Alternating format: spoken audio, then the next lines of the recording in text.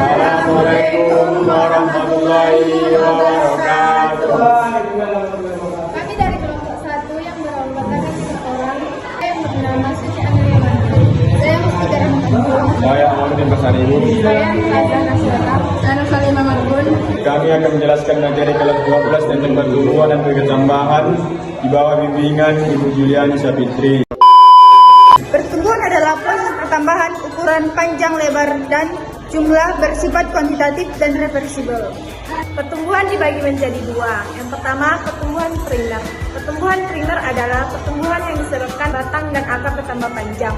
Pertumbuhan ini disebabkan oleh adanya meristem apikal. Meristem apikal adalah jaringan meristem yang terletak di ujung-ujung tanaman, seperti ujung akar, pucuk, dan cabang. Jaringan ini berperan dalam pertumbuhan primer. Tumbuhannya itu pertumbuhan secara contoh pertumbuhan primer. Contoh pertumbuhan primer terjadi pada ujung akar. Pada ujung akar terbagi menjadi 3 zona pertumbuhan, yaitu zona meristematik, zona elongasi, dan zona diferensi. Bagian tumbuhan yang paling cepat tumbuh terletak pada daerah bagian belakang ujung akar. Karena pada bagian ujung akar tersebut terdapat 3 macam zona. Titik tumbuh yaitu zona meristematik, zona elongasi, dan zona diferensi. Zona meristematik terletak pada ujung akar. Sel-sel meristem di daerah ini akan mengalami pertumbuhan dan perkembangan struktur akar pertama. Zona elongasi terletak setelah daerah pembelahan. Pada daerah ini, sel-sel mengalami pembesaran dan pemanjangan. Zona diferensi adalah daerah yang sel-selnya berdiferensi menjadi sel-sel yang memiliki struktur dan fungsi khusus. Pertumbuhan sekunder. Pertumbuhan sekunder menyebabkan diameter batang dan akar bertambah panjang. Pertumbuhan ini disebabkan oleh aktivitas meristem sekunder. Hanya dialami pada tumbuhan berkambium. Contoh pertumbuhan sekunder adalah lingkaran tahunan. Lingkaran tahunan ialah pertumbuhan yang terbentuk pada batang pohon akibat aktivitas jaringan kambium.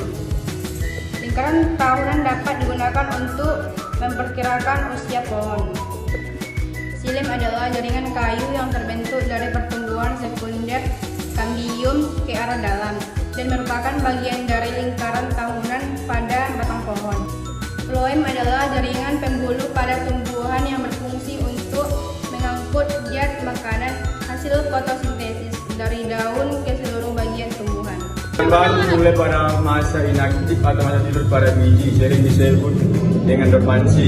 Selanjutnya biji akan mengalami proses divisi, yaitu masuknya air ke dalam biji yang akan mengaktifkan hormon gibralin yang akan menghasilkan enzim protase, lipase, dan amilase. Hormon gibralin akan membentuk energi akan membuat biji berkembang. Setelah energi muncul, tumbuhlah individual baru. Perkecambahan terbagi menjadi 2. Yang pertama, hipobial. Perkecambahan di mana keteladaannya tertinggal di dalam tanah. Epikotel memanjang dari plumula muncul di atas permukaan tanah. 2. Perkecambahan epigoel. Perkecambahan di mana kotiledonnya berada di atas tanah. Hipokotel yang memanjang plumula di atas tanah. Contohnya biji buncis, biji jarak. Sekian penjelasan dari kami. Assalamualaikum warahmatullahi wabarakatuh.